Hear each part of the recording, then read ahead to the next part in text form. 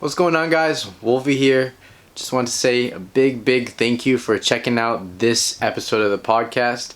Real quick, just want to say, in case you didn't know, you can download the podcast on iTunes, Google Podcasts, Stitcher Radio, all those podcast apps. Download them for free and take them with you on the go. If you have any other B-boys or B-girls that you want me to interview, let me know. Leave a comment down below. But yeah, until then, enjoy the episode. Let me know what you think. Peace out.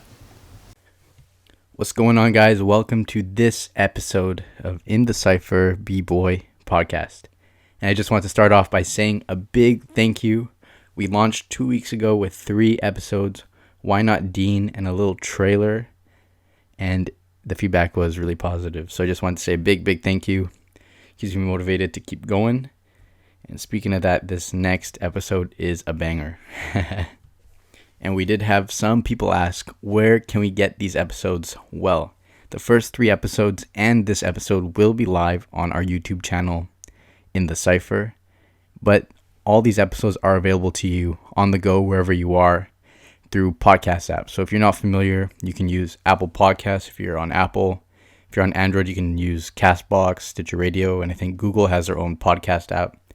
But you can subscribe to the show on there and download all the episodes and listen to them at practice, while you're stretching, in the car, while you're running, all of those things. So super easy. Let me know if you still got any questions about it. But let's get into the show. I'm really excited for this episode because we get a chat with Nico Castro, or Nico Spins as most of you guys know him. The dude trains super hard, so I was really excited to get him on the show, walk us through exactly how he's training and preparing for these big competitions. And the nice thing about this episode is he goes into his personal life and we get to follow along on his journey. So super exciting. And if you want to pick the next B-boy or B-girl I interview on the show, let me know. Hit me up through the YouTube comments or comment on any photo on our Instagram page @_InTheCYPHER. We already had a Runaway 91 who commented on one of our photos asking for Abstract to be on the show. I already reached out to him, so we'll see where that goes. But I'm doing this show for you guys, so let me know who you want and who you want to learn from, and I will do my best to make it happen. All right, guys, let's get straight into this interview.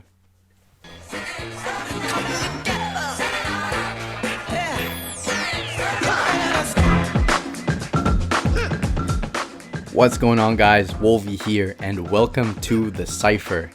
On this show, I interview B-boys and B-girls from varying levels of experience and backgrounds, and they share their knowledge to help you become a better dancer. Crazy stuff. All right, on this episode of In the CYPHER B-Boy podcast, we got Nico Castro here, but you probably know him as Nico Spins. Now, Nico is a 23-year-old Filipino-American based out of San Diego, specializing in dance and DJing. With a 10-year background in competitive experience as a B-boy at the scale of Red Bull BC1 National Finals, he is also a business owner for his dance company Break 58, co-director for his music collective Flavre Springs, and an artist from the 365-day creative project #Nico's Year. Dang, Nico's a busy guy. But yeah, Nico shares his take on improving training, mindset, and the overall self. Through a child and teenhood consisted of navigating grief through family deaths, a rocky relationship with his parents, depression, financial mistakes, and injuries, Nico's intention with art is to inspire humanity to embrace all adversities as strengths to gain self-awareness and live life on their own terms. All right, now let's chat with our featured guest, Nico Spins. Yo, Nico, you ready to get into it? Yes, definitely. Thank you so much for having me, Wolvie. This is going to be fun. Oh, for sure. I'm going to have so much fun. Thank you for agreeing to be on the show. I'm pretty stoked. Of course. Let's just get started by telling us a little bit more about your personal life outside of Breakin. Okay, yeah. So just as a brief intro, my name's Nico Castro. I come from a first-generation Filipino-American family, and I'm based in San Diego, California. So I grew up in the suburbs, and I had a lot of family and I had a lot of cousins. I grew up as the youngest. Everyone was all my older siblings and all my older cousins. They were, I think, closest age gap I had was 6 years between a sibling. So when it came to little things like wanting attention or wanting affirmation from everyone, whenever we had a family party, that's kind of the thing that stuck. I really wanted attention. So especially during the time that people were getting into martial arts films and getting into the dance movies like You Got Served, um, those those two things specifically, it really rung true with everyone. And they're like, "Yo, next family party, we got to practice handstands, we got to practice kip ups." So whenever they were trying it out, I was always in the corner trying to get those moves before them, so I can be the center of attention. By the time I already got the move, everyone already moved on to the next phase. But I already had some sort of exposure to hip hop. But to keep it brief, when I was 12 years old, my mom and my grandpa, they both passed away within the span of 2 weeks. And through that, my life kind of just shifted to this whole era of a bunch of calamity and a whole bunch of adversity of like in a year and a half. I had maybe five more families pass away because of just various reasons, whether it was a natural death or it was some long-term sickness, a terminal illness, that type of thing. And it was just everyone, my whole family dynamic was shifting. And when I was losing those people, that meant so much to me. That meant I was missing that part of me. I was missing that presence, and I needed affirmation again. So after moving from school to school to school, I needed to find friends, and I couldn't figure out a consistent way how to just say hi to someone.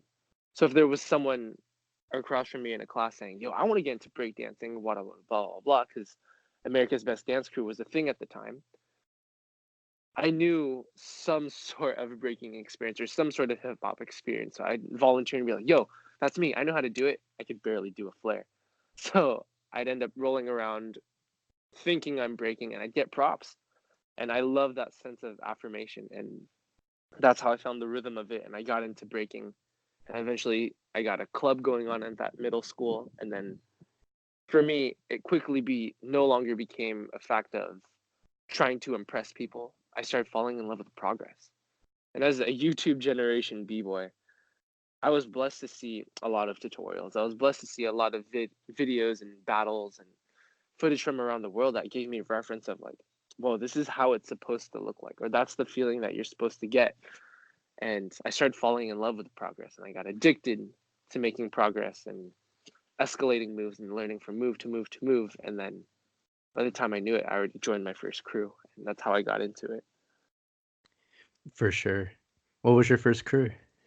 My first crew was, I had like a micro one. It was pretty silly. It was with my my sixth grade girlfriend's cousin. We named it Hypnotic. I think because they were in high school and they're learning and getting into alcohol and stuff, so they thought about the hypnotic alcohol. Since I was in a different school, I was far away from them, so I was like, "Yo, I'm down as long as there's people I could break with." That's sick. That faded out in like 2 months. And then I got recruited into a more solidified crew called IGS&P. It's pretty corny, but it means I got style and power. And I rolled with those guys for maybe 2 years until I met one of my best friends. His name was Jimmy Nguyen. I think people know him on the internet as 2U4U or Jimmy Jam. He told me like, "Yo, I'm in this crew called Uncomfortably Fresh. I'm the youngest one." He was like maybe 13 or 12. I was around 14, and everyone that was running the crew, they were in their early to mid 20s. So he was the baby of the crew. They were mentoring him, and he made it clear like, "Yo, I need another kid in this." So him and I quickly mixed well, and we entered battles. We entered so many competitions, from so many events that we didn't pass prelims to so many events that we won locally. And eventually we were nurtured in Uncomfortably Fresh. So that became my main gig. And then now I'm one of the youngest members of California. So the other younger guys are like Mace, Maya, or soon to be Lil Maddox, Weapon X. Weapon X, yeah. Yeah. That's That's dope. where I'm Yeah, at. I came on to Jimmy when I think it was Stance put out the that highlight reel where he's just wrecking shop at that one jam. Yeah, it's one of the most original b-boys I've ever met. And genuine guys. That guy works hard outside of breaking too. Cool for sure. All right, so I guess how long have you been breaking? I started it in late 2008, September of 2008. So it's been almost 11 years now. Crazy. And during that time, what would you say was your biggest obstacle in breaking, and how did you overcome it? I think one of my biggest obstacles in breaking were one of them was perseverance because it wasn't the physical aspect of it. I knew I could recover. I knew I could rest. I knew I could do all these tangible things to be back at it, but it was just more so being alone. Um, one thing I haven't talked about in podcasts I'm more than open to is my rocky relationship with my dad. So as the youngest kid in my family, and I mentioned the closest age gap between me and a sibling was 6 years. So when my mom passed, everyone was already either graduated high school or they already started their own lives, meaning that they moved out. So the last people that were in the house, it was just me and my dad. And as I mentioned, when my mom passed away, 2 weeks before that, my grandpa passed away. So that was my dad's dad. So my dad's life spiraled down in 2008 when his dad passed away. So he's dealing with the grief of his grandma or with his mom. And then 2 weeks later, his wife passed away. And there's all these financial troubles and there's all this crazy drama going on. And he falls into a deep depression. So while doing that, none of his daughters want to stay at the house anymore. They want to leave. So they all leave. And then his youngest son, he still has to take care of a freaking 12-year-old. So how is this guy supposed to maintain all the financial burdens that are going on? How's he supposed to maintain the balance between nurturing and making sure that his mom doesn't fall into a depression? His kid, lastly, doesn't get into some rebellious phase. And of course, I did at the perfect time. It was right then. And so while he was navigating his own life or trying to put all those things first, uh, his life was spiraling down and he needed to figure out how can I basically not drown in this. And that created a rocky relationship between him and I that created a lot of times when he would just um, leave the house to go on trips because he needed it. He definitely needed the time. And the thing that I love about him is that he provided me with blind support in this breaking thing. So I think that's something that's really huge in parenting for for a child that really wants to get into a hobby is providing blind support. And I think that was one of the best things that could have happened to me because he didn't really understand the culture of breaking that I wanted to get into, even when I didn't yet. He just said, okay, just let me know what you need and you got it. But then in the times when I kind of needed it, he wasn't there. He was on a trip. He was with another girlfriend. Um, or he was in a different headspace. So everything that I had to do was figuring it out on my own. So I think the biggest challenge in my breaking career was figuring stuff out on my own because when you're in the forest and you don't know when you're going to get out, it gets really scary. Unless you're at this point like where I'm at now, I realize that when I'm in the forest, I think that's probably one of the best places to be. A lot of times when you're lost in life, you don't really know what to do. We tend to go find negative habits. But at this point, I think when you're in the forest or when you get lost, this is a good time to reflect. This is a good time to breathe, understand that this is the process of how things work. This is probably the reason why everything happens. So I think perseverance has always been my challenge in breaking, but it's been my most favorite part. Thank you so much for Yeah, sharing. Like, no problem. you're not going to be the only one going through this. So I know there's going to be people out there who listen to this, and it will really mean a lot to hear it from you, someone who's been through it and made it out. So, you know, coming out of your forest analogy, like, how did you find your way, and what kind of tools did you use during that time? I think it was a matter of consistency. So there's a balance to everything, right? When you're in the forest, you're not just unequipped. It might feel like it, but taking the time to reflect on things like the word gratitude, being thankful for what you have, and that's starting with who's in your inner circle. I had my girlfriend with me. I think the deepest time I was in quote the forest unquote is when I first entered high school. I mean, when I first entered college, because throughout high school, yes, my dad would be absent at times and I had to figure stuff out, but I had Uncomfortably Fresh as my mentors that were with me every week. We had crew practices throughout the week, at the end of the week. So I always had adult figures in my life. But when I moved out to college, this was a time where I was like, yeah, I'm going to figure this out on my own. But I was just a dumb 19-year-old. I was super impulsive. I needed to chase money because I had all these b-boy aspirations, but I was failing in school. So it was like, how am I going to feel fulfilled? I wasn't taking care of my body physically when it came to conditioning.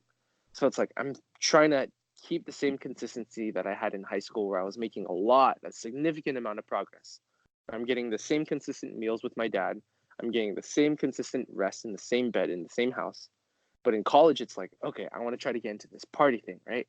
But I also want to do pretty good at school, but I want to get into tricking, but I want to juggle all these things. And it was being so counterproductive that I was throwing multiple air flares and not conditioning, not stretching, and I'm just tearing and destroying my rotator cuff. So then by the time I knew it, in a quick 3 months into the first semester of college, I nearly like tear my shoulder. So for an entire year of just an impatient mentality, not giving a of what results or consequences happen when you're impulsive, um, it was a detriment to my breaking, and I didn't know what to do. But it wasn't until I met my current girlfriend that I eventually intend to marry. Is Her name's Tiana. Um, she's an amazing soul. She's super dope. She I live with her family now, but she provided me with a space that didn't necessarily say, "Yo, what the are you doing with your life?"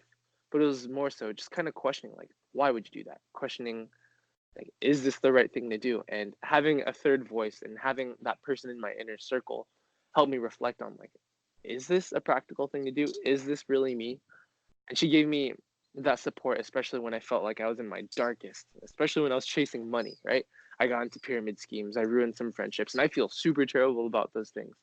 But it had to happen for me to recognize that your circle and sorry, that gratitude is a real thing. It's a real tool. Being thankful for what you have, being thankful for the time that you have here, being thankful for the people that you have around you, because they will define who you are. If you hang out with people that complain, that are negative Nancy's, that people are basically losers, right? You're going to be a loser too. But if you're hanging out with people that genuinely care and care about people's time, people that care about the hours put in, and people don't necessarily care about winning, but just live in love, then you're going to live in love. Everything that you do is going to come out in love. So, Definitely, guys. yeah, This is the truth. yeah, it's No, real. straight up. It might sound cheesy, but you really are who you surround yourself with. Seriously. Crazy, crazy, crazy. And now you got your own training spot out there with your girlfriend's parents. Yeah, so it's all in the garage, but turns out Nice. we're moving to another house in the next month, so I need to figure out how I'm going to go about this. Seems like you got some stuff to work out. Yeah. Cool. Well, how did that having that spot in your own house, uh how did that contribute to your training and your progress? Oof, tremendously. And it's not something new. When I was in high school and I was living with my dad, when I was talking about blind support, one of the first, we moved from house to house to house. So when I first started breaking, we lived in a condo that was super dope. I had carpet and I was just carpet training all the time. Then we moved into this really creepy 1970s townhouse in a really borderline bougie area of San Diego, where it was like, here are the townhouses that were built in the 1970s. If you go 4 miles this way, then you're in the really bougie areas of this place called Scripps Ranch. And we lived on the not bougie part. So we lived in those creepy townhouses and we could kind of do whatever, but it also had some restrictions. But he asked me, like, what do you want to do? I said, I think I want to build a dance studio. So making, when he was investing some renovations to the spot, he asked the really sketchy contractor. He was like a single dude. He was like, okay, I'll make a dance studio. So he made one. Um, and if you look at my early YouTube videos from like 2011 to 2013, you'll see a lot of stuff that was built in this townhouse, and it was like linoleum, but underneath it was glued to pieces of wood, so it was not comfy. It was not soft, um, but it was on top of like really beat up wooden planks that probably were deteriorated from termites at some point. But I had that throughout my entire high school career. So building a dance space wasn't new to me. So this current space that I have, building at this beautiful home at my girlfriend's parents' house, I went to Home Depot and I was like, okay, because at first I used whatever money I made from my shitty warehouse job. What was I doing? I was like, okay, I'm gonna use this money and I'm gonna get thrifty white floorboards. So if you look at the floor at the competition called Culture 4, it's hosted by Mm-hmm. my crewmate Aaron Edick. They use whiteboards and it's just duct taped together. And I was like, okay, I think I could build something like that, and it looks affordable. So it turns out like the total of that only came out to like $50, 50, $60. And I got 6 of them. I cleaned out the garage. I sanitized the floor. I laid those down and I duct taped them, and it worked. So if you see in the beginning of the hashtag Nico's Year project, I'm just using whiteboards duct taped together on top of Yes, yeah. concrete. Um, so those were crucial to improvement for that project, because at first I was just using small spaces inside of the house, or I was using concrete, but now I finally had a space, and I was like, okay, I can run some sort of business here. It looks pretty corny, it looks pretty bad, but I think it'll get the job done. Once I get enough clientele from teaching and grinding on top of the shitty warehouse job, then I'm going to invest in better floor. So it was maybe a few months into the 365 project, I got enough money from both jobs and it clicked. And I was like, okay, I'm going to get some floor. I spent $600 on some, what's it called? They're called click lock flooring, or click lock vinyl flooring panels. You can get them at any Mm-hmm. department store. And I laid those out. I spent a good like 3 days. I think now that I figured it out, I could do it in like in one day. But it took me maybe 3 days to get it done. And Mm-hmm. then by the time I knew, I had a new spot and it was nice. So yeah, having a space like that is crucial. And the more I had that, the less public practices I went to. I used to go to a public practice maybe 2 to 3, yeah, maybe 2 to 3 times a week, even when I had a space at home. And now that I have this, I go to a public practice maybe once a month, especially now knowing that I know what I want throughout training. Gotcha. And Yeah, yeah, like Nico said, guys, $50 to get started with that whiteboard floor. Definitely doable. Definitely. I know there's a lot of people out there who complain that they don't have enough space in their house and there's not enough open practices near them. Like Nico, you got to be resourceful. definitely. It's like if an opportunity doesn't exist, then create one. Exactly. And I know you mentioned you don't really go to public practices. Are you training mostly by yourself these days? Yeah, but every now and then due to traveling, it gets a little hard. Me and my crewmates, they'll come over to the house maybe once or twice a month on a Sunday. They'll come over and we'll just have a small crew practice, or whoever I'm training with at the time. They'll come over, and it's like most people will have in the garage is 5, and that's plenty. And it's a good energy and it's good, but throughout the week, it's mostly by myself. And if I'll see someone else throughout the week, that's dope too. But most of the time, it's by myself. Dope. And how do your practices differ when you're practicing on your own versus with other people?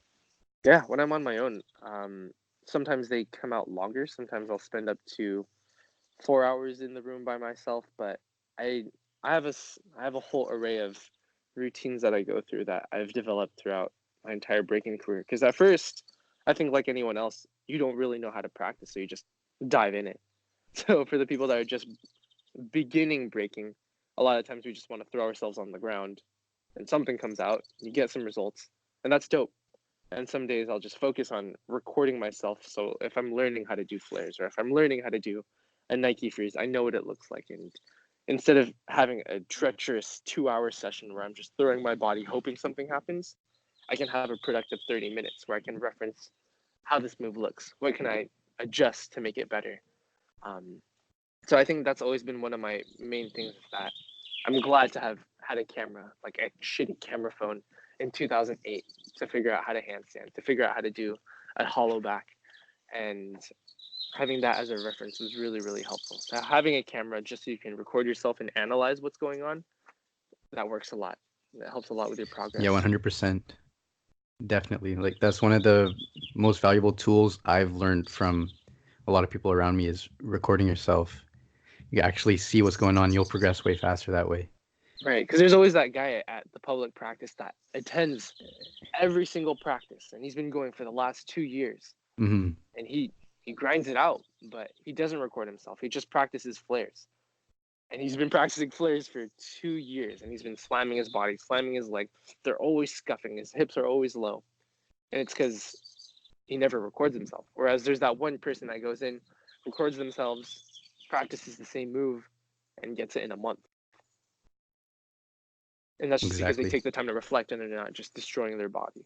Exactly. Straight up. And you mentioned routines. What could you expand a little bit on what you meant by that? Yeah. So in the last, maybe since 2014, I really became intentional about integrating conditioning, meaning just standard fitness, just to make sure that I don't get hurt. Because I also mentioned in 2015, I stopped giving a fuck because I was at 2000. No, I was a 19. I was an impulsive 19-year-old. I was in college, trying to live on my own, trying to live this dorm life, trying to do all these things and still be high level at breaking, and that's just not a good formula. Um, I was integrating running. There's a lot of hills in San Diego, so I'm extremely, extremely thankful. I love hills because you get to jog on them, you get to climb, you get to have spiritual relationships with climbing and going on high endurance terrains. Um, but I like to implement standard conditioning, whether that's jogging or having some sort of cardio that's not just breaking. Um, I'll do very light weights. I've never been a person of lifting heavy and doing maximum pushes, but it's always just been light weights and high reps to get the body lubricated and get the body ready to endure practice. And everything's always been about safety and practicality. And I do that, and then I have breaking sessions. And then throughout the week, I'll have different types of sessions. Whereas, say, I'll give you my whole routine. Like on a Monday through Sunday basis, I like to alternate every morning. Mornings, I'll either go on a 45-minute jog. I don't run fast. I just like to get my lungs stretched out. I like to go on the hills. I get to think and reflect. I'll get so in depth that on Mondays, I won't listen to music. I'll listen to a podcast while I'm jogging. On Mhm. Wednesdays, I'll either do no music at all or I'll do some pretty aggressive sounding music, stuff to get you hyped up. And then right after, I'll stretch out, and then I'll either get into a breaking session or I'll get into, this is a good time to probably make a video, come up with some content, stay in the lab, come up with a new concept, play with something new. And then it's like Tuesday comes around, I'm going to focus that morning on 25 structured rounds. So instead of just going full blown, I'm going to destroy my body with rounds, I'll do the first five. It'll just be top rock. Then the next five, it's going to be tops and drops. So I don't um, blank out when it comes to freestyling, because a lot of times with tops and drops or just not knowing tops and drops in a battle or a cipher, you'll go out, you'll do your top rock, you'll get down to your floor work, and you'll blank out, right? Whether you're nervous or you crash or you start fishing for moves, but you'll stand up and top rock again, and it looks really obvious that you blanked out. So any way that we can encourage figuring out how to make your tops dynamic, going from top to bottom, integrating some floor work and coming back up with purpose and mixing in your tops, boom, you're already freestyling and you can go forever. So tops and drops, probably the next five. The next 5 rounds after Mhm. that, I'll bring it to traditional floor work, and I'm in no rush. I'm going through every single step so slow just to make sure every single step has purpose, every single step is clean. And then the next five, I'll go through a whole flow of throwing in my foundation with no rush, because this is still Tuesday morning. You probably still haven't stretched yet. I'm just going through all the motions. And then the last 5 out of 25, then I'll either go through. I love doing B-Boy Moist exercise where it's like 10 seconds top rock, 10 seconds footwork, 10 seconds push ups. But out of those five, to be more specific, maybe first 2 rounds I'll do that exercise. Then the last three, I'll go 10 seconds top rock, 10 seconds footwork, and 10 seconds traditional or very basic free stacks. Because I knew by the end of this, I want to be able to stretch out, and then I want to practice high level stuff. And I've already gone through and marked everything that's in my arsenal. So I should feel good by then. So that's how I do that. And that's just a Tuesday morning practice. I And love it. then Let's keep going. that's the morning practice. And then Wednesday, I'll go back to the 45-minute jog and stretch out, and then maybe make a video. Then Thursday, go back to the rounds or rest day. And then Friday, repeat the process. So today is Friday. I'm probably going to go on a 45-minute run after my next phone call meeting after this. And then I'm going to go through a practice, teach some classes. And then if you're preparing for a competition, throw in another practice. You can either go to the gym, work on strength training, whether you're doing squats, a high quantity of like high repetition squats. Sorry, that's my dog. And what else? And then by the end of the practice, then go to a public practice or something and work on content, drill some stuff, and then just repeat the process and take time to recover. Right. What's your Saturday, Sunday like? Saturday, I'm either teaching classes or there's a jam that I'm attending. So if it's a Saturday, I'm teaching classes, I'll do that in the morning because my body already feels pretty good. And I've positioned my current students in a way where they now can go rounds with me. So we'll do the 25 rounds. So I'm getting stuff out of it too. But I'll really provide them with direction so they know how to do it. And I think I'll normally finish classes by the afternoon. So then crewmates will come over and we'll have a 3-hour session. So if that was boiled down to a solo session, then I get like a good hour and a half because there's all the time that you get to stop and breathe while other people go in. But yeah, I'll spend that time with the crew, and that'll sometimes alternate between a Saturday and Sunday. But also, if I'm not doing that, I'm DJing on Saturdays or Sundays. Dope. Okay, Nico, thank you so much for getting so specific with your No training worries. routine. I mean, guys, if you're listening, this is the most valuable thing is you see how successful Nico is and the crazy things he can do, and he's winning competitions left and right. I mean, if you're gonna choose to train like someone, you need to train like Nico. Like, this is nuts. So how does your for sure. How does your training routine change when you've got a competition coming up? Yeah, so I've always one of my mentors, his name is White Rock, also known as Corey Howell. He was the captain of Uncomfortably Fresh, but he's also a full-time novelist now. So he's always been very articulate and very punctual and very calculated when it comes to this kind of stuff in terms of encouraging people to do conditioning outside of breaking. So you're not just a full-time breaking b-boy where your body's literally breaking after so many practices. He implemented the idea to me that you're never training for competitions, you're just always training. But of course, it becomes contextual at that point. Like, yes, we're always training, but when there is a competition, we can kind of shift gears to get into that mentality, just so you're not in artist mode all the time. We want to be able to get into warrior mode. And when I say that, I mean, I follow the same formula, but there's one practice acronym that I discovered in college when I wasn't paying attention to any school. I was trying to figure out, okay, in high school, I was making a lot of progress. I was making a lot of progress as a well-rounded becoming breaker and finding my style, that type of thing. But I need to solidify and make it concrete on my training pattern because I know everyone's different. So there's this acronym that I mentioned in my other podcast, and you might have heard this in my workshops. It's called LAPSI, and that stands for LAPSI. I'll run through it really briefly, but it's basically a formula that I like to follow, whether it's split into single days throughout the 7-day week, or I'll split that into weeks, or I'll dedicate each letter into months. And the end result is that I'm always getting new content out of it, and I'm always feeling ready. And by the end, everything should be second nature.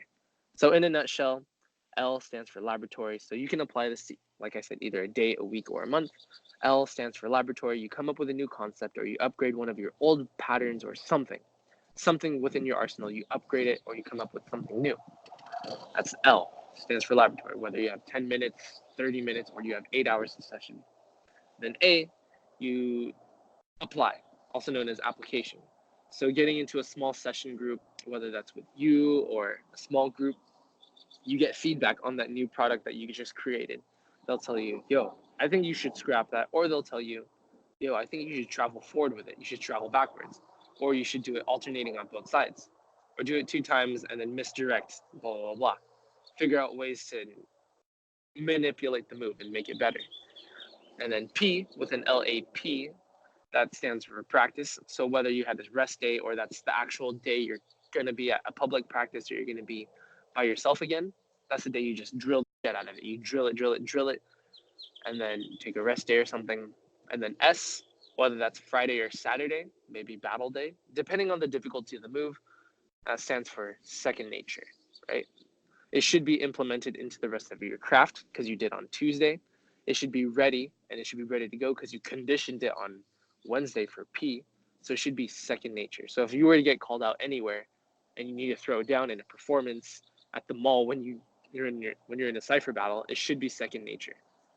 And then I stands for influence or inspiration. So whether you're taking the Sunday off or you're setting a whole period to just rest after maybe a really stressful event that you dedicated a lot of time to, just take that time to reflect, deploy gratitude, deploy all these different ways of improving. And you should find some sort of inspiration, whether it's through rain, find some sort of inspiration, whether it's someone that inspires you to create something new and bring it back to the table on Monday so you can repeat the process. And that's LAPSI, laboratory, application, practice, second nature, influence.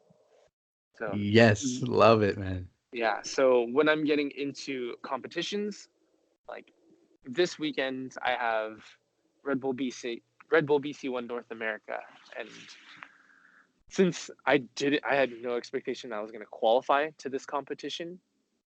I only had 3 weeks. So within the 3 weeks that I had from the LA CYPHER, I dedicated, I think that was like maybe 20 days, 4 or 5 days to L, 4 or 5 days to application, 4 or 5 days to practice. And now I'm in the second nature period. So everything, like the job has been done already. Whoever wins this competition, it's already determined. Everything's already set in stone. Now I just got to live it. I don't want to stress. I don't want to be anxious about it. So I'm going to continue doing my normal practice, like as if there wasn't a jam. But my gears have been kind of shifted in the direction of this event. So everything's in the second nature period for me. So I should be ready to go for Sunday night. Perfect, man. Congratulations on making it. Thank you. I'm for sure going to tune in to see. And that was the North America CYPHER? Yeah, it's also known as the Houston camp, but so many different emails exchanged by Red Bull. They're saying it's the Houston camp. Some are saying like this is the national final. So different names, but I think same thing. Gotcha. Yes, I've been seeing that Houston camp all over the place recently. So yeah, dang, that's dope. Good luck. Thank you. And thanks for sharing these extremely actionable and specific tips. Oh yeah, definitely. I would love to see people integrate this stuff and just upgrade it. I want it because people are amazing. This game is evolving all the time. So any way that someone can implement this and just upgrade it and evolve it to something stronger and better, that's super sick. 100%. And then share it. Yeah, definitely. Dope. And then before we wrap up here, one last thing I wanted to get more specific on was your conditioning. I know you say you do light weights, and you just posted an Instagram video recently, and you're in the gym. You got elastic bands, pistol squats. Mm-hmm. Crazy. I just want to maybe get some specifics on what types of exercises you do and why you do them. Yeah, it always started with the core, like any core exercise and anything that has to do with your rotator cuff. Because the whole reason why I got into conditioning was one, because of my crewmate, and also it was because of that crappy shoulder injury that I was just not helping with in 2015. So it just started with like 2 really light weights, maybe 10 pounds, 2 free weight dumbbells, opening your wingspan like you're pulling up 2 buckets of water with your arms stretched out. I do that maybe 15 times going sideways, and then both in the front. I'll do that 15 times. And I'll do 2 where my elbows are attached to my abs, and I'll make my arms go back and forth, alternating from side to side. Anything that'll help, just do a handstand because I hate the pain. I don't want an injury, and anything to help with stabbing for chairs and air chairs. And everything else is just optional, but I would definitely encourage doing everything with your body. There's so many exercises online. You can look into plyometrics. You can look into band training, anything that makes you concentrate on focusing in one area, balancing that, and then alternating back and forth, just for full mobility. Because in this dance, we're not doing any stiff movements. We're getting from point A to point B, but always in very specific ways. So any way you can condition that, any way that you can say you have, even with just your breaking training, if you have a combo that you're working on, like this was all, sorry, like this idea of breaking something down, my crewmate Wyrock told me. He just said, okay, we have your one signature, and it's the 1990, you clap in the air and then you land in an air chair. I've always had the combo and it's always been inconsistent, but it wasn't until maybe 2 months ago where it was like, dude, he laid down the hammer and it was like, we gotta fix this. You have all these high level moves, but you're hardly hitting it. Or if you hit it, it's super inconsistent. You can even see it at the BC1 CYPHER LA. I threw the 90 clap and air chair. I hit it, but I hit the air chair for like a half a second. And I stood up and I was like, yeah, I hit that shit. You still got to sell it. But it wasn't good, right? There have been moments at home where I just stick the air chair or I can chair flare out of it. But breaking a move down, so using that as an example, it's like, okay, you have three moves. You have the 1990, you have the clap, and you have the air chair. Take the time to pump out reps of 1990s. Okay, I could do that. Then take the time to pump out reps of the clap. So get into hand hops. Clap multiple times. Keep clapping and go back to hand hop. Hand hop, clap, hand hop, clap. Just get used to it. And then practice the drop to air chair. It's scary, but you need to find a productive way to ease yourself into air chairs because it's painful. Okay, let's start with swinging down and landing into a two-handed stab. Let's work on that. Maybe after 5-10 reps of that, now let's start dropping down into air chair with one arm. Focus on your form. Focus on flexing your heels or pointing your toes, whatever you want. The way you crunch your abs, every tiny thing contributes to the whole thing. It's like, okay, I ran through maybe 15 reps on each of those three moves. Now let's start slowly. This is all baby steps. Let's start putting it together. Let's focus on the 90 and then let's focus on the clap. Okay, let's pump that out 5 more times. Now let's focus on the clap to air chair. Oh my gosh, this is scary. This is a far drop, but we got to do it. Let's do that 5 times. Okay. And through baby steps, it's like sometimes this will take the entire session. You want to spend the whole time in the entire session just training everything. But if you want to get so specific and you want to get this down, then it takes time. It takes baby steps.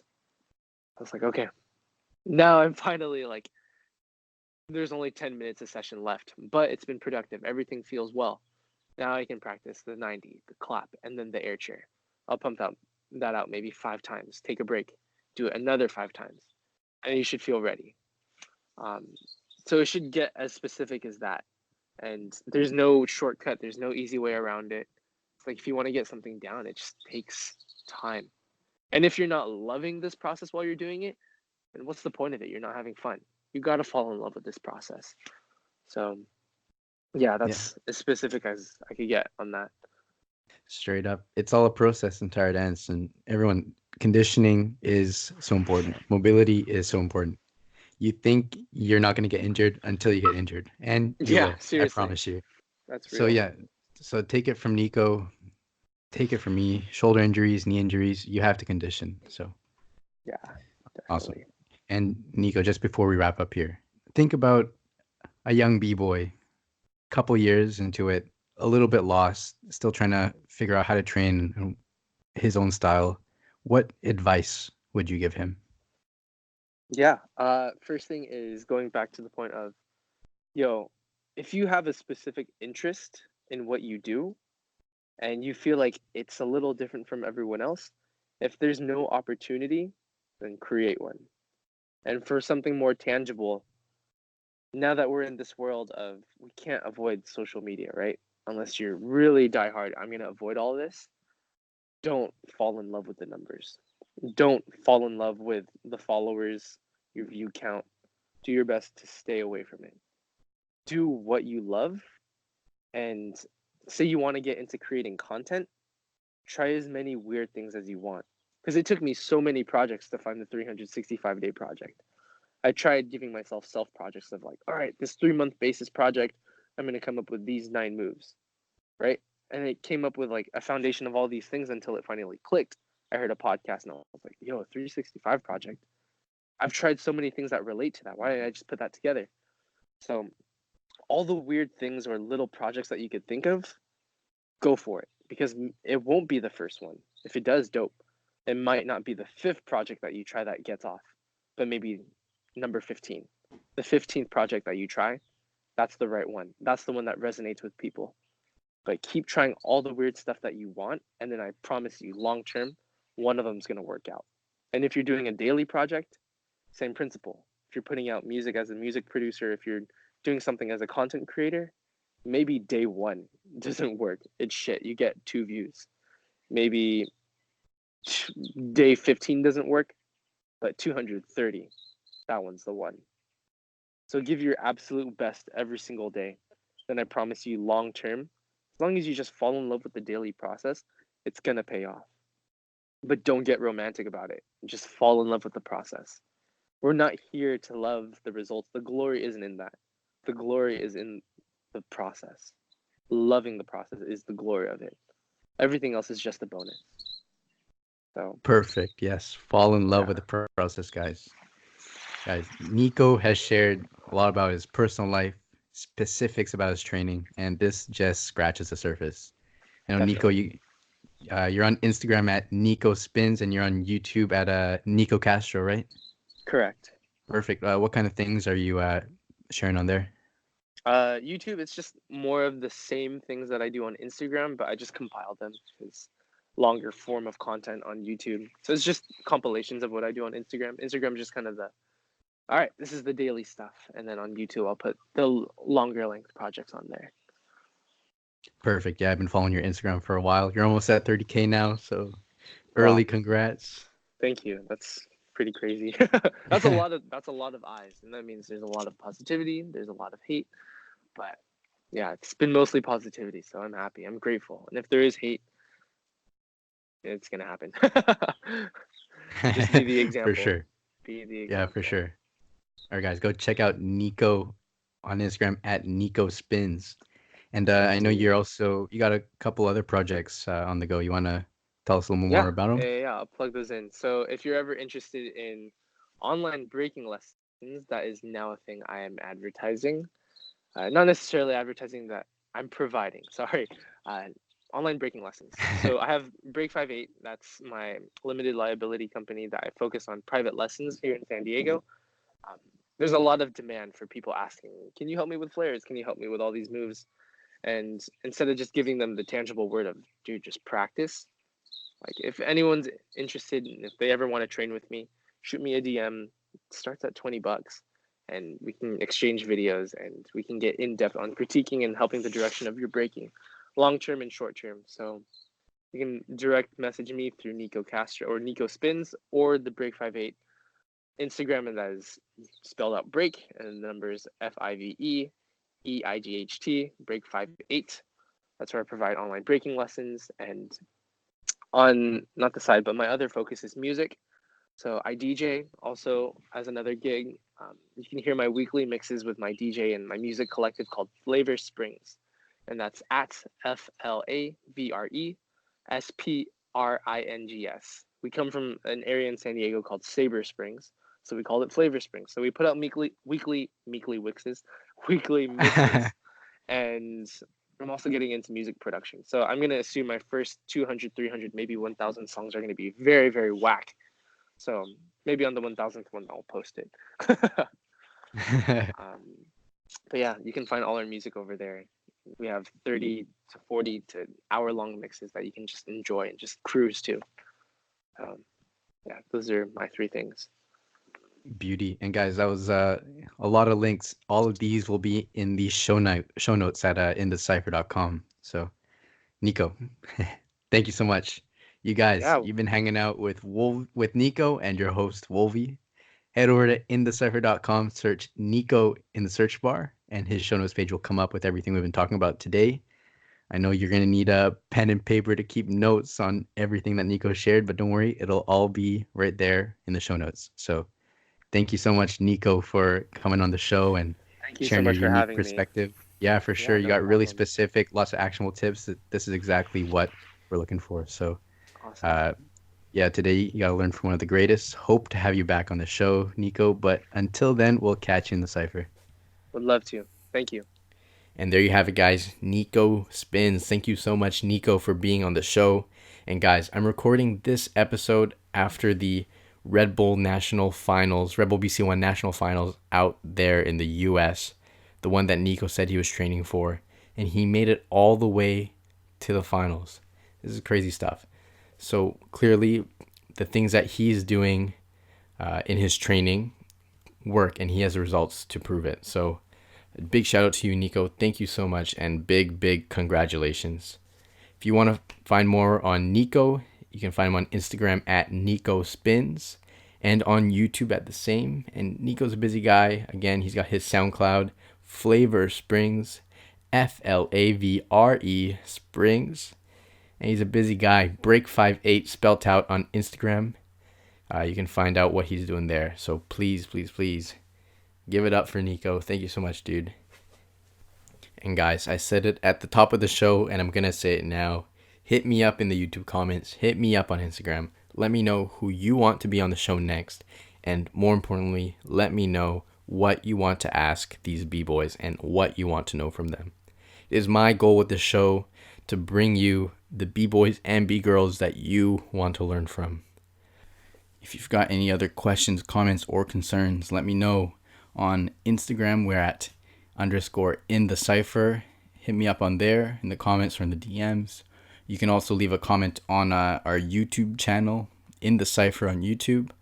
I just want to say thank you guys. We launched our very first episode, so that's episode 1, 2, and 3 2 weeks ago. And the amount of support and feedback was awesome. Really appreciate you guys, really positive.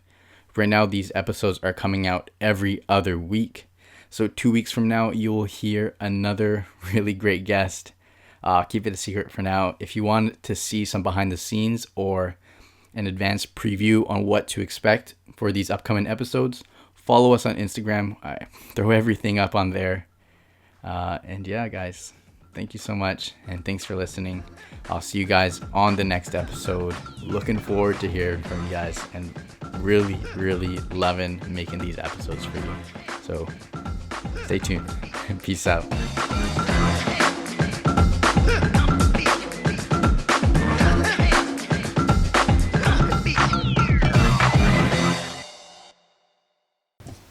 Hope you guys really enjoyed this episode of the podcast. Thank you, Nico Spins, for being on the show.